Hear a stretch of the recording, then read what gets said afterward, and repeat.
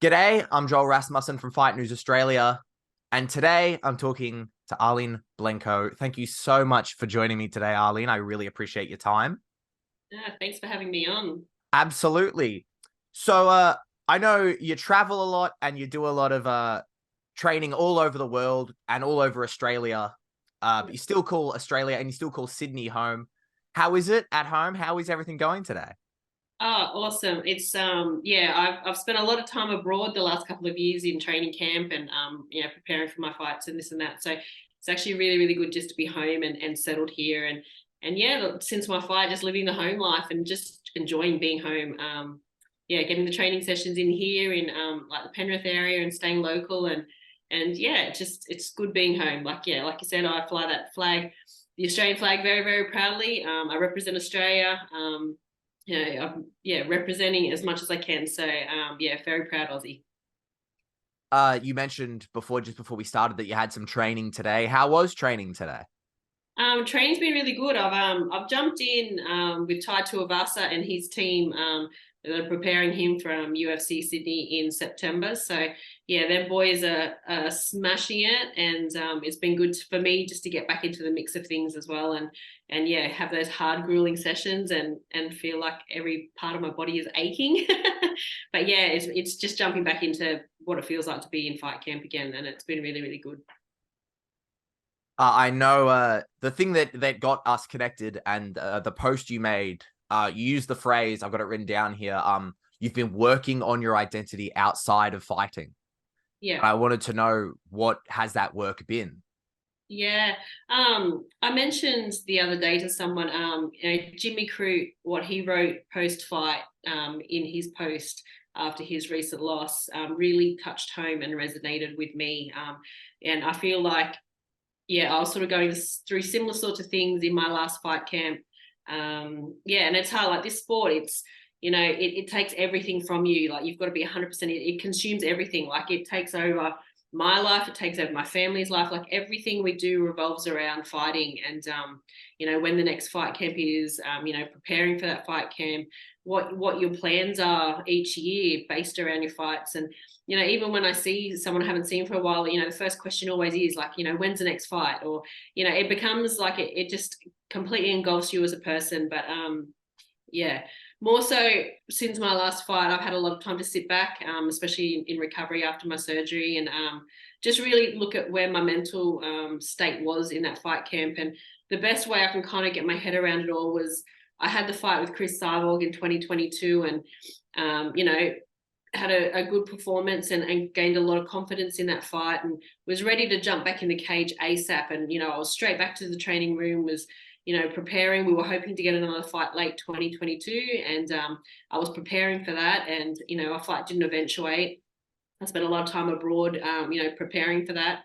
And then it was 12 months before I stepped back into the Bellator cage again. And by the time I actually got the fight news for the fight earlier this year, I'd been switched on mentally and physically for a long, long time. I hadn't taken a break from the fight or preparation or being mentally switched on. And there was a few mishaps in that fight camp, a couple of injuries and niggles and bits and pieces that I had to train around. I started the fight camp with a concussion, which I didn't know a lot about concussions up until sort of recently, but how that sort of affects you, obviously more than just your brain, but like just even your moods and like the little bits of depression and stuff like that affect you. So yeah, it just really wasn't a great fight camp. I hated everything about the camp itself, training, preparing for it, even being overseas. I've spent my whole career to like get to this stage of being able to financially be stable enough to be able to go do fight camps overseas, and obviously my family be in a situation and position where I can go and leave them for 6 to 8 weeks and prepare. And yeah, while I was over there, all I wanted to do was to be back at home, and I was just dreading the whole thing. I didn't enjoy the fight. I didn't, yeah. And then post fight, it was kind of like, I'm ready. I was ready to walk away from it. I was taking the gloves off and was, yeah, watching Jimmy in his fight and his reaction post fight, like it really hit home and reminded me of how I felt. And then, like I said, when I read his post, I knew exactly where he was coming from. So lucky for me, I've like I just mentioned, I had surgery, so I sort of had a lot of time away from the training room, and had all of my physical abilities taken away from me. And as the weeks went on in my recovery, was able to slowly be allowed to do bits and pieces. I was, first of all, I was allowed to start swimming, slowly being allowed to back running, back to doing pad work. I've recently just started wrestling again. I'll get back on the mat to do jiu-jitsu. So having everything stripped away made me love it again. And these last couple of weeks being in with Ty and the boys and doing those grueling sessions, I've hated every second, but I've loved it too. And I feel like the old me's back, and I'm ready to do it and love it again. Awesome. I understand that balance can be very tough. A lot of fighters talk about that. You mentioning there, obviously you're training with Tai Tuivasa. I know in the past you've trained with a real who's who of MMA, as well as specifically Australian MMA. Did you at all get a chance to reach out to Jimmy and talk to him about this kind of shared feeling you guys kind of have? I don't actually. So Jimmy's actually one of the few fighters that I personally don't know. Like, I mean, I'll support everyone on the Australian MMA scene, especially the ones that are overseas and on the big stage and that. But yeah, I don't actually personally know Jimmy, so I kind of was like, if obviously we had that relationship, I probably feel like I probably should send him a text message and ask him how he's going and stuff. It probably would mean a lot for him too. But I'm hoping that he finds what he needs, and hopefully he can get back to the cage and find that hunger again. But yeah, it's an unforgiving sport, and I get it, because if you're not there, if your heart's not there, your head's not there, and it's a dangerous sport you're in there with. And especially at his level, he's a light heavyweight in the UFC. You're not fighting bums on the local scene. It's it's an unforgiving sport, and you're there with the world watching you, and then obviously you've got all your backlash on social media and bits and pieces, and for that reason alone, I never comment on anyone's career or performances, because you really don't know what's happening behind the scenes. What people are going through, what they went through in camp, where their head's at and that. So I feel for him. And I just hope that he gets to the other side of it and we get to see him in the cage again, because he is a very talented fighter. You've spoken in the past, just in general throughout your career, using a sports psychologist. And then when you go through something like you spoke about there, where not only is this immense pressure and it's kind of overwhelming your life, and then you get a concussion, and then that starts kind of affecting you cognitively. Have you used a sports psychologist any further to kind of explore these kind of areas? I've worked with a sports psychologist now for a few years. If it wasn't for him, what the work that I've done with Dr. Shandon has been amazing. And he really got me through last fight camp. Especially like my main focus now too is, I know that I'm at the end of my career. Like, I'm closer to the end than I am obviously the beginning. There's no plans for retirement or anything anytime soon, now that I'm obviously in this headspace. But it's just, our main priority is just to really make the most of these next few years and enjoy it. And like I said, I had a lot of hurdles that I had to work through last fight camp, and if it wasn't for that mental practice that we were doing, I probably wouldn't have even got to the fight itself. So I'm just excited to be on the other side. Honestly, since my fight, I kind of stepped away from everything, and obviously, like I said, not doing any interviews or just focusing on my home life. So I haven't done any mental practice. I've only just got back into sort of fight training itself, but all the training that I was doing was rehabilitation based around recovery from my knee. Obviously talking about there your home life. I know you're a mother, you've got a supportive network. How is that home life now? You get to you've pulled your head a little bit out of the MMA space. How was just kind of being at home and being able to reconnect with everyone? Oh, awesome. It's because obviously, because I do spend so much time abroad, I get to come home now and catch up with everyone, all my friends and family and that. But obviously in my household here, I do have a very supportive family, like my partner and my my one child that's at home. My other one doesn't live at home anymore. But if it wasn't for their support, they make it super easy for me to do what I do. They're both athletes themselves, but it's good to be back on the home scene and just appreciating their sports. Like, I love sitting, if I'm not in the fight gym, fight training, or focusing on that, I'm on the side of the soccer field, and I'm very much a an avid soccer fan these days. So I feel like I could start a coaching gig with the amount of time I've spent on the sidelines. But yeah, I love taking myself out of my world and into another sport, and just respecting the amount of effort and time what any sport takes to be like obviously get to the high level.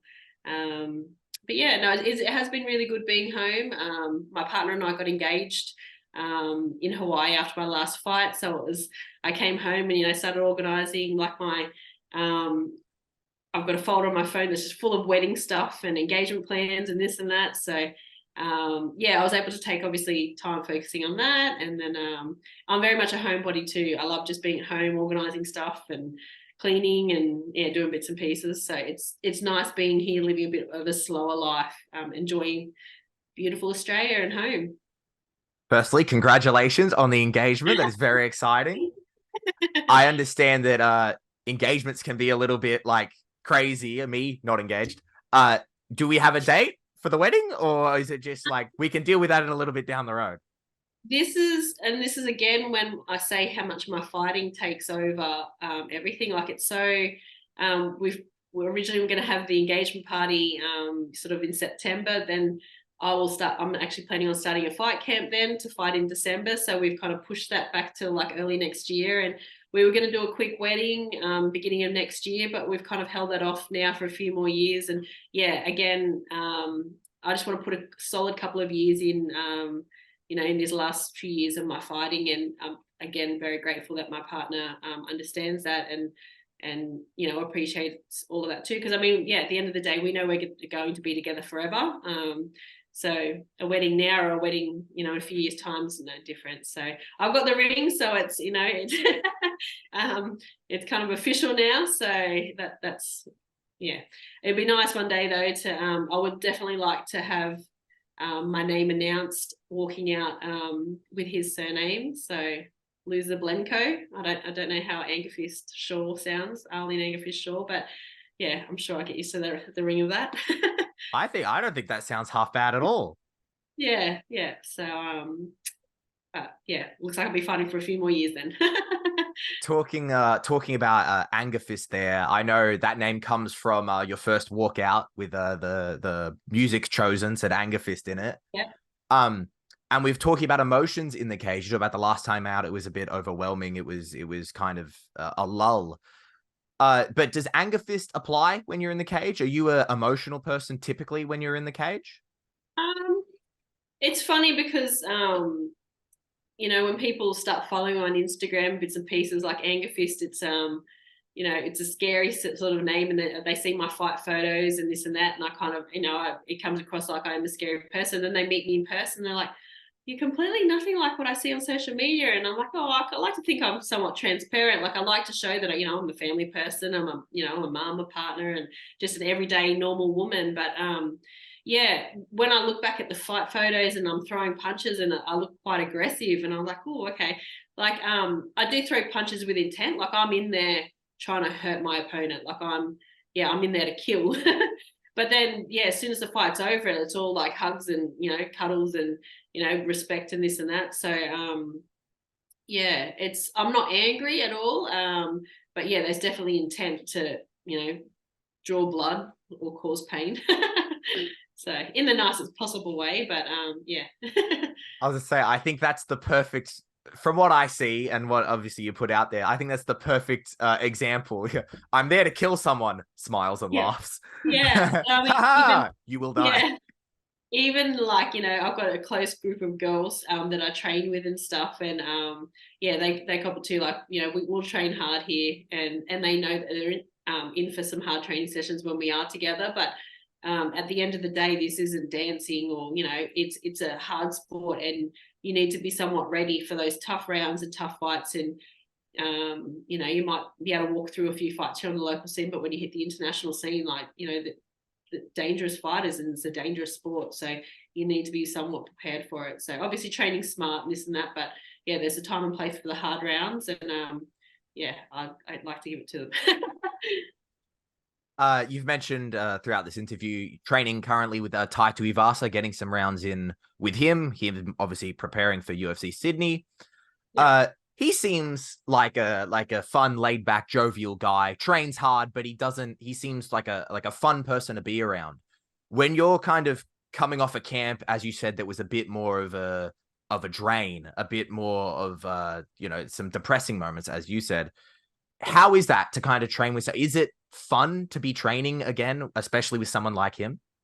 Yeah, I mean, yeah, when Ty's training though, he's all business. It's not we're not all sitting there joking and laughing during the training session because we actually don't have any physical energy left to joke and laugh. And I'm pretty sure our coach wouldn't appreciate that too. He just pushes harder. But the group of people that we've got training at the moment, it's just really good energy and it's good to be around that. So yeah, like I said, the last couple of weeks have been really, really tough. But looking around the room and we're all absolutely wrecked at the end of the session. That like we've all put in the sort of saying we're saying one team, one dream. Like we're all in it there, all coming every session, morning and night. Pushing each other and supporting each other. So yeah, no, it is really good. I'm very, very lucky, to be fair. Any training room that I walk into, I try and get down to freestyle as much as I can, and it's the same thing. That team welcome me every time. I'm down on the mats with those guys, and yeah, to be fair, I've been very, very lucky over the years with all of the gyms and teams that I train with, to be welcomed and be added as part of the team. Talking about all those gyms, beautiful transition there. It leads perfectly into my next question. So exactly that, you've really got this connection with a lot of straight fighters, not just in Australia, but also obviously out in New Mexico with Winklejohn. Yeah. What does a camp look like for you? How much traveling is involved really when you're leading up to a fight? Well, up until the last couple of years, and not a lot of travel. I used to have to do my fight camps here because my kids were younger. Financially, I wasn't in a position to be able to afford to do camps overseas, and because I was also working too. So I actually only put a story up the other day. I'm like, I honestly don't know how I used to do that. You train early in the morning before I drop the kids to school, and they go to work all day. And then I train in the afternoons, do my PT clients, this and that. Like sometimes training on my lunch break at work. It's just like, it was nonstop from 4:30 in the morning till 10 o'clock at night. And, I might get a 20-minute quick nap in the car before I pick my son up from school. But I'm like, oh, those days. But yeah, and that's why I appreciate where I am at the moment, because I do have that luxury.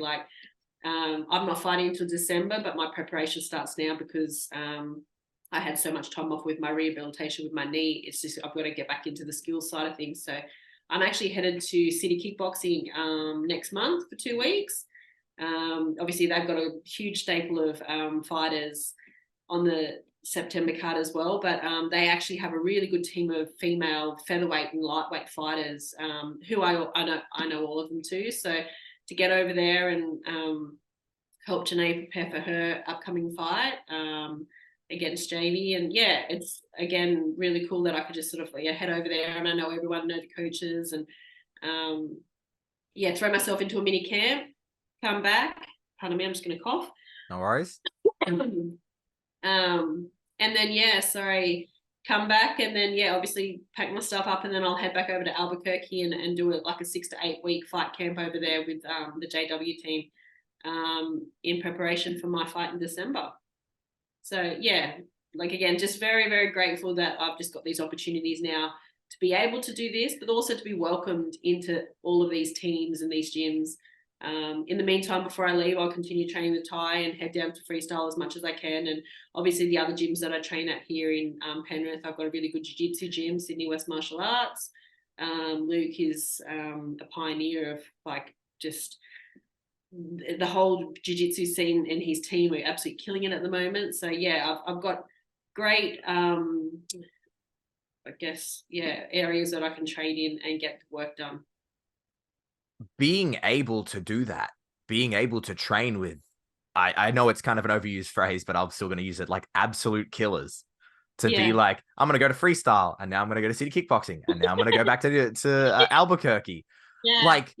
What does that do to a person when you're just killers after killers after killers? How do you feel that helps your training when you're training with so many high level people? Well, I mean, yeah, back in the day, like, I mean, I lived in Port Macquarie, and there was, I mean, there wasn't even an MMA gym there for at one stage. So, and you know, when I first started training down here in Sydney, and I walked into Beastings, and it was when James Tahuna was fighting at the time, still fighting. I think he was in camp for his last like UFC fight. And I remember seeing Jamie, and I was a bit starstruck, and I was like, "Oh my god, this is James Tahuna." Yeah, and I just remember little old me back then, and then so obviously fast forward to now, and yeah, I have the opportunity to head to freestyle and train with the #1 pound for pound fighter Alex, and you know, and his team, and be welcomed. And Alex is an awesome athlete to be around. His energy and just what you learn from him, like you know why he is where he is because of his mindset, his work ethic, and he's just a great person too. So and then yeah, heading over to City Kickboxing with a team over there. They've got a lot of successful fighters. And then yeah, again heading over to Jackson Wink, and for me having someone like Holly, you know, who started as a boxer and then obviously became the UFC world champion, like having a female, it's one thing to see all of these guys, you know, that are doing great things and stuff, but for me to actually like, you know, be in the presence of a female and be like close friends. Holly and I are close friends, and hearing backstories for certain situations and certain fights and stuff, and bouncing off her with how I'm feeling. Being around all of those athletes has really just helped me grow as a fighter myself. Pardon me, sorry. No Trying to hold worries. that. You mentioned before that that Instagram post, that story post. I saw you. I saw that post. I wanted to ask you about it. When you look back on that, where you have like you look back at a time where you have to balance so many different aspects of your life, and now, as you said multiple times, like you can now afford to do this. Life is kind of like to a point, Yeah. both financially and just timing. What are Yeah. your thoughts on that, where you had to balance all these crazy aspects? Well, it's just you got to do what you got to do, and this is one of the things when I speak to sort of up and coming fighters. Like, I mean, I was already a mum of 2 children when I started fighting. Like, I didn't have my first amateur boxing fight until I was 26 years old. So I was already a mum of 2, and I remember that first year of fighting, I did a lot of traveling. You know, the sport hadn't really grown much in New South Wales because it was actually the first year that boxing was actually legalized here in New South Wales for females. So I had to do a bit of traveling across New South Wales, and pardon me, sorry. Yeah, nationwide to get the fights, and yeah, and I just made a promise to myself in that first year of fighting that my fight career, because I'm now still an amateur fighter, and I didn't know that I was going to become what I've become, and it was going to be like, it was still a hobby. So I didn't want my hobby to take food out of my children's mouths. So I, in those early days, made sure that I tried to get sponsors on board as much as I could to, like, at least, you know, cover, you know, supplements, training equipment, you know, travel costs, bits and pieces. So, and then, yeah, obviously I was working because I was an amateur fighter. So it was up until the first Cyborg fight in 2020 that I was working a full-time job, as well as doing my PT clients and coaching in that. So those early days were hard though, because I was a single mum. It was hard because I had, you know, the one income and juggling work and the kids and everything by myself. The last 8 years have been amazing because, yeah, I've got a supportive partner and he takes a lot of the weight. And then yeah, obviously after the Cyborg fight and after the COVID travel restrictions, I was able to then start or actually quit my full-time job. I mean, after that first Cyborg fight, that was, you know, the biggest paycheck of my career. Obviously, as my contracts have gone on with Bellator, they've improved, and, you know, I'm on a very, very, I mean, last year I put a post up, I became, you know, the highest paid female MMA fighter in Australia. So with the contract, the last contract that I signed with Bellator. So yeah, I'm now able to obviously go and, well, I guess because those years where I was working, all of my fight money I was just able to save. So yeah, I just definitely set myself up, made sure that I didn't take my fighting for granted, because, yeah, obviously because I did start later on in life. You just never know when an injury can just end your career like that. So I just didn't want to put all my eggs in one basket. I wanted to make sure that I was financially stable to be able to support my children and living expenses and everything. So, and yeah, it's all paid off. I mean, even now that I'm back home, I do have other avenues of income coming in between my fights. So I'm still coaching. I'm mentoring children in youth services and that. So yeah, it's I don't work a 9 to 5. I'm the one that schedules my day around my training. That's always my number one priority. But yeah, I definitely like to be financially stable. Talking about that youth mentoring, talking about that youth mentoring, Yeah. what's that like? I know personally, like the youth programs, like in my area, and that like it can be a very kind of rewarding thing to do, especially as someone like you. Yet again, obviously, I only see whatever. I don't mean to make a comment, but you seem like a very caring person. Yeah, To yeah. what do you get out of doing that youth work? For me, and one day I'll release a book, but long story short, I was a troubled teen growing up. I ran away from home, when I was 12, almost 13. Had a period of time where I was, doing the wrong thing in amongst the wrong crowds and this and that. So um, for me to help young girls who are in foster care or, starting to go in the wrong direction of life, who have, been dealt a terrible hand of cards, being in and out of foster care or, just bad things already happened to them at a young age.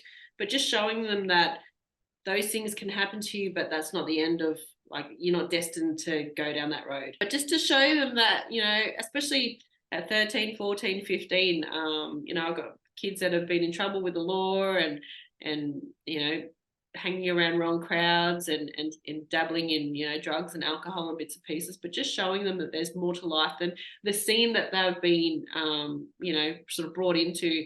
It's just a matter of just breaking the cycle. And we're very fortunate to live in a country like Australia where there's so many opportunities and there's so many avenues for them to go down. Like, I share stories about how tough it would be to live in America.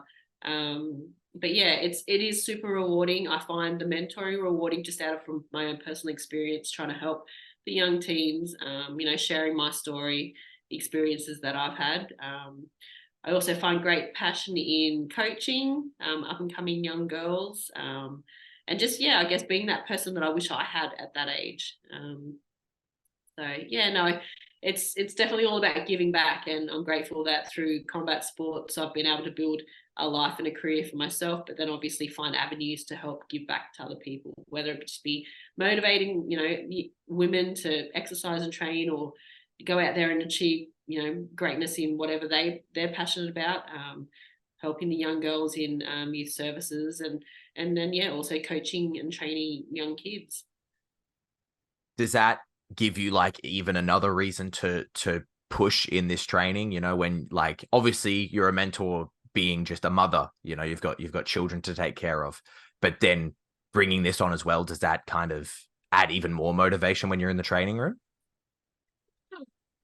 No, my motivation comes from here. Like, I want to succeed for me, but it is super cool to know that what I do inspires so many people from all different age groups, even, the mums, to know that just becoming a mother doesn't mean that it's the end of, your life. There's, that they can still pursue things and do things. And then for these young girls too, just, I feel like today's world is just such a great place for young girls growing up. It's not, there's no male sport and female sport. Like, if you want to grow up and you want to, aim to be the next Prime Minister of Australia or, go and be a soccer player or a fighter, or like, you can become anything that you want to be, and it's not limited to, what sex you are. So, yeah, it's great for me to sit back and just sort of watch this next generation grow up and obviously be that role model for them too, and help them and guide them. You've spoken before about when you first got into mixed martial arts, about like that was kind of during the Ronda Rousey era, like women's mixed martial arts was exploding. Now you talking about that, about how you get to be close to this kind of next generation of athletes. What do you think about your place in Australian MMA history? I remember a few years ago, in an article I was like referred to as a veteran of the sport, and I thought to myself, a veteran. I'm like, God, I'm still learning myself. But yeah, obviously as the years go on, like I am a veteran. And when I look back at, well, even I look now at the evolution of women's combat sports here in Australia. Like I remember, like I said just earlier in the interview, 2009 was the year that women's boxing was legalized in New South Wales, and I was one of the first fighters. It was Kay Scott and Tammy Taylor that had the very first amateur boxing fight, and then I was thrown into that mix. So, pardon me. Yeah, so I was one of the pioneers of amateur boxing, and tonight here in Australia, we have an all women's professional boxing fight card on No Limit. And it's just cool to see that because, back when I first started, if there was a female fight on a card, it would become a spectacle. All eyes would be drawn on this fight because it was almost like this exhibition of women in there. Whereas now, fast forward, 14 years on, women aren't looked at like that. People are drawn to the sport because they're talented, not because it's like a spectacle. And obviously the talent and the skill level of the girls over the years have just gone through the roof. Like a lot of people enjoy watching the female fights because they're so much more talented and skill set, whereas some of the guys still just throw down and go at it. But the respect and appreciation for females in the combat world, like even all the way down to even stepping in the gym now. You're not the girls in the back corner partnered up together. You're welcomed in, and you're teaming up with the guys, and you're part of the team. So to be able to kind of be that representation, and I know, as you said, like you don't consider yourself a veteran of the sport, and it's crazy just kind of see the evolution that women's MMA has had in, what did you say, 14 years? Yeah. That's just women's combat sports. You were even talking about boxing there. So just women's combat sports evolution in 14 years, and just the evolution kind of in Australia. What do you think of in general, like Australian MMA? You travel, you're traveling to freestyle because they've got the number 1 pound for pound in the world. You're going to city kickboxing. I know that's New Zealand, but still this region, where we got heaps of people in the UFC. You yourself in Bellator, and recently joined by Sarah Collins, the second Australian woman now in the UFC. Not ever, but now we've got 2 Australians in Bellator. We've got Australians in PFL. What do you think about the evolution of Australian mixed martial arts? I mean, it's super exciting for the up and comers just to know that it's doable. Like I remember when I first started, it's like the idea of getting signed to the UFC, and then obviously now as live streaming happens, and these promotions can see highlight reels and can see what's happening with fighters without actually physically having to go to the fight shows. But you just know that on this local scene now, you can rack up a few good wins and a good highlight reel, and you've got the options to be signed to one of the 3 big promotions overseas, and really excel in your careers. So it is super exciting, and it is. For me, it's really hard for me sometimes just to go back and actually really appreciate what I've done in the sport, because I'm just sometimes way too humble. But like I was one of the first people to be signed, to a major promotion, and I'm still there, and I'm still doing my thing, and leading the way, and hopefully, I already know firsthand, like I am super respected in the MMA world from the way I carry myself. I'm super supportive of all of the fighters, on the local scene, and keep tabs of, what's coming in people's careers, and always send messages and wish them well and bits and pieces. So, it's really cool to see that for a country that was a few years behind the rest of the world on the combat scene, to really catch up now and have some, look at, Alex, a pound for pound, like that there is a decent feat to achieve, and he's right here in our backyard. You say, which absolutely you are, still in Bellator since the day you signed. Still, you've had your career there since you got there. You've mentioned in this interview you're looking for December. Do we have an opponent? Is there a date? Do you know, or do you know what's coming next? Yeah, I actually reached out and spoke to the matchmaker the other day just to, normally I don't reach out to her, but I was just like, oh, hey, just out of curiosity. I was just wondering when where the December like card was, but yeah, she didn't have any information for me. But yeah, I have no idea who I'll be fighting. I'm not too sure if it'll be like obviously one of the top ranked fighters or yeah, I to be fair, whatever name they've ever thrown at me, I've gone, okay, I'll fight. So, you know, as someone said, once you've fought Sarbal twice, you're not really afraid to step in and fight anyone. And then I thought to myself, well, I've never actually been afraid to fight anyone anyway. But yeah, obviously, you know, this next one is a big one for me. I'm coming off a 2-fight losing streak, which is something I haven't done in my Bellator career. So I'm just, you know, it's not a place I want to be. I was really hoping to come back and make a real statement after my performance in the Cyborg fight. And, you know, in the last 5 years, I'd only lost world title fights. So I haven't, it was quite disappointing on my behalf to sort of, you know, drop that last fight, but it's done now. There's no point in dwelling on the past. All I could do is really just, you know, grow on, and really learn from what I learned in that fight camp and come back a better version of myself. I'm not planning on becoming a new improved version or anything. All I want to do is just bring back old Ankfist and that hunger and desire. And I know that's enough to get the job done come December. I heard in another interview you did, I think it was about a year ago now, about when you were just, as a kid growing up, there just wasn't a lot of women in sport. There wasn't really opportunities. You know, I'm from Melbourne, so I know like the growth of women's AFL, but I know you grew up playing rugby.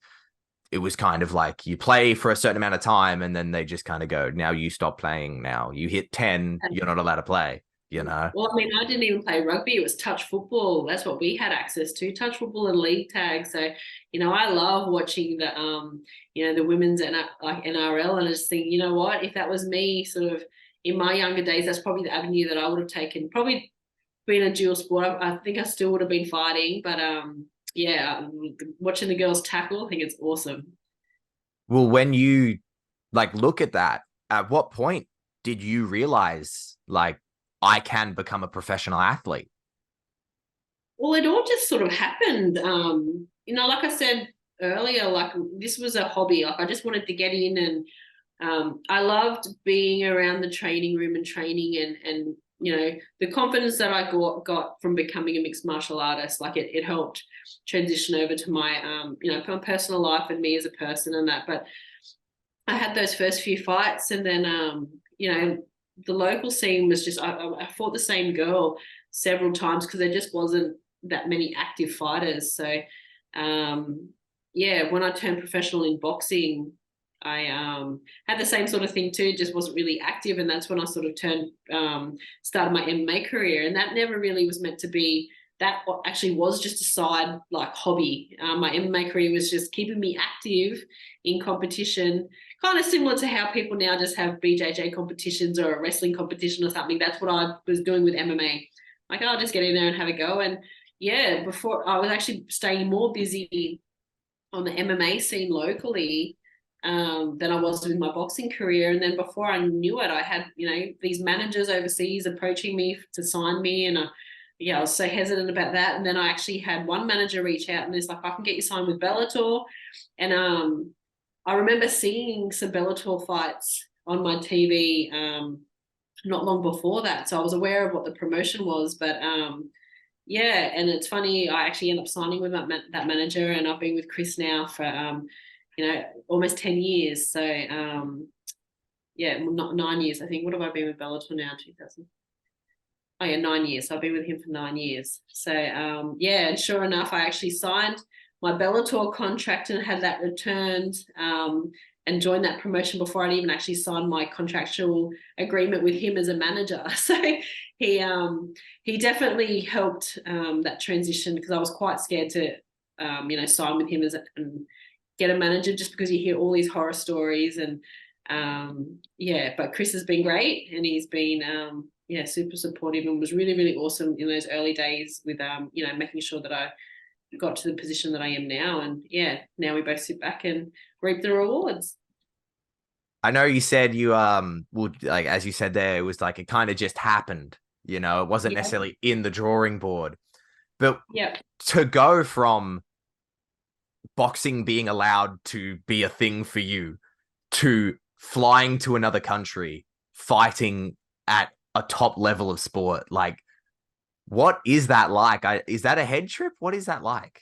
yeah. Well, it wasn't until that plane trip over for my debut fight that I remember sitting on the plane thinking, well, this is actually pretty serious now. Like, I mean, I'd only fought overseas once before that. So I was like, cool, this is like me. I'm going to have the opportunity to travel over to America a heap of times, like for each fight. And yeah, I kind of, it hadn't really sunk in until that trip over there. And then I was like, you know what, I'm like, really give this opportunity like a red hot crack. And yeah, obviously went in and had a stellar performance for my debut fight and really, yeah, had a nice welcome to the Bellator cage, very similar to, I guess, Sarah Collins when she made her debut for Bellator. It's like, it's one way to make a promotional debut is to, you know, solidify a finish on a dominant opponent. So, yeah, um, it's been really cool. Like, and I do like when I sit back and it'll be super cool, I guess, when I do start putting pen to paper and actually putting my notes together for my book, because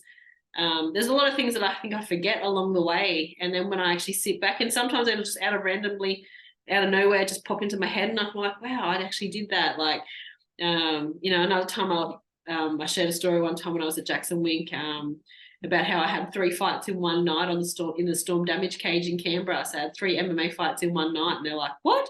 And I'm like, yeah, it was kind of this gauntlet thing. You just fight, and then you go back out the back and rest, and then a fight's had happened, and you come back and you have another fight. But yeah, it was like just really cool thing that I did in my career, and I'm so glad that I got to experience that. Like, yeah, 3 fights in one night's absolutely crazy, and it's a wonder that it even got sanctioned when you think about it. But yeah, like it's super cool. Like it's sort of like yeah, Fight Club type stuff.